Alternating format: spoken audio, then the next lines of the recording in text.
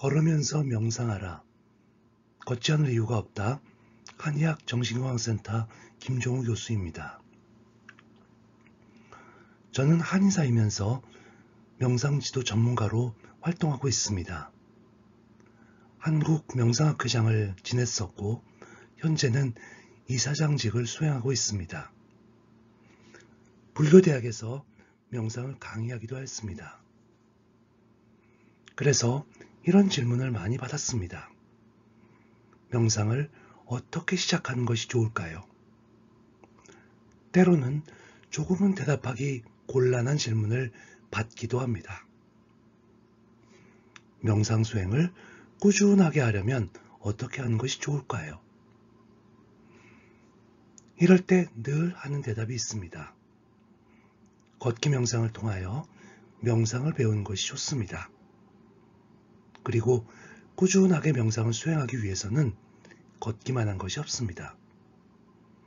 그야말로 걷지 않을 이유가 없습니다. 걷기와 명상을 꾸준하게 실천하는 직업이 무엇일까요?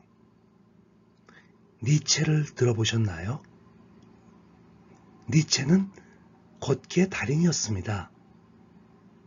니체는 다른 동료 철학자들이 책상에 앉아 그저 다른 철학자의 사고를 학습하는 데 급급한 반면 자신은 자연 속에서 걷기를 하면서 사유하였다고 하였습니다.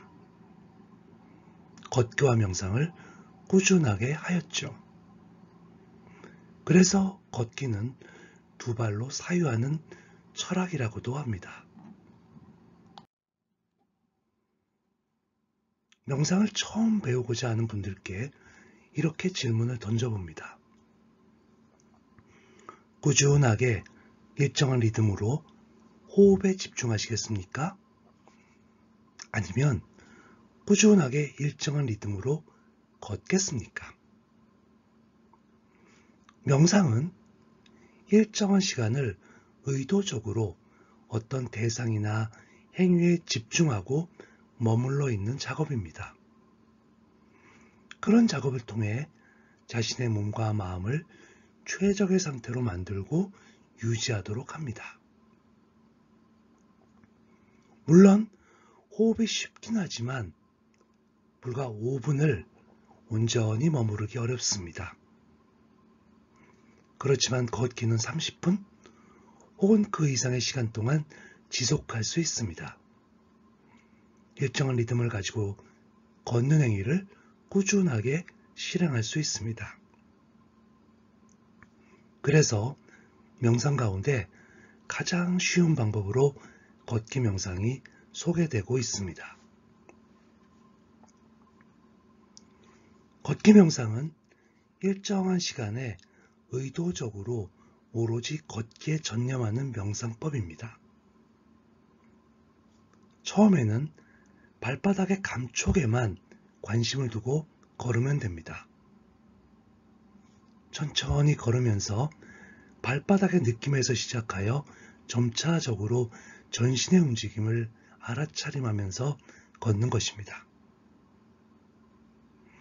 느끼는 것에 집중하고 머무르기 위해서 가급적 천천히 걷다가 규칙적인 리듬을 위해 호흡에 맞춰서 걷다가 그리고 결국은 이후에 자신의 리듬을 찾아가서 걷기를 지속하면 됩니다. 걷기 명상을 수행하는 데 있어서 관찰자의 걷기 명상과 철학자의 걷기 명상이 있습니다. 관찰자의 걷기 명상은 발바닥의 감촉에서부터 시작하여 전신의 움직임을 관찰하고 이후 걸으면서 자신의 오감을 모두 관찰하는 작업입니다. 보이는 것을 보고 들려지는 것을 듣고 냄새를 맡고 또 손바닥의 감촉을 느끼는 것입니다.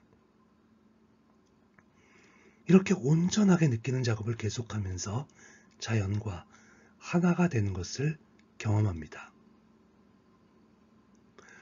철학자의 걷기 명상은 걷기를 시작하면서 질문을 하나 던지고 걸으면서 그 질문에 대한 답을 구하는 작업을 하는 것입니다.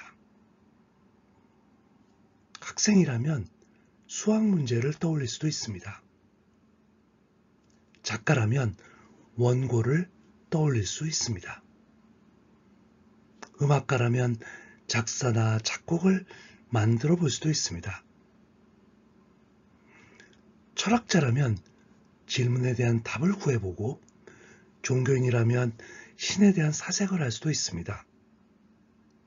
물론 스님이라면 화두를 잡고 걷기를 이어갈 수도 있습니다.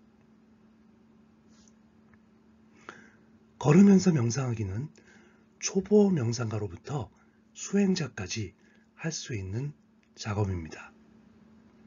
그야말로 걷지 않을 이유가 없습니다. 걷지 않을 이유가 없다. 한의학정신의학센터 김종우 교수였습니다.